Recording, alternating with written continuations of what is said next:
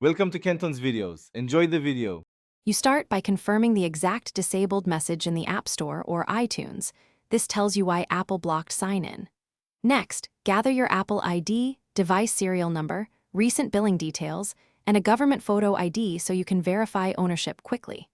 Once done, sign out of any Apple services on that device and try a fresh sign-in to reproduce the error. This quick prep speeds the rest of the recovery and prevents delays when contacting Apple support. If password reset works, complete two-factor authentication prompts to reauthorize the device. That often re-enables the account. If not, open I Forgot and follow steps to recover your Apple ID, note any verification codes and recovery keys you receive. Next, contact Apple support through the support app or phone, describe the disabled status, and provide serial number, billing dates, and ID. Apple may escalate to account review. Be patient but persistent, and keep timestamps of your interactions for follow-up. When Apple confirms account reactivation, sign in on the disabled device last.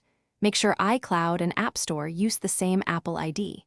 If they require more documents, upload them promptly and ask for an estimated review time. If issues persist, request a reevaluation or supervisor review and consider restoring the device via Finder or iTunes. Then sign in after restore to clear local auth tokens. If you still can't access purchases or subscriptions, escalate with case ID.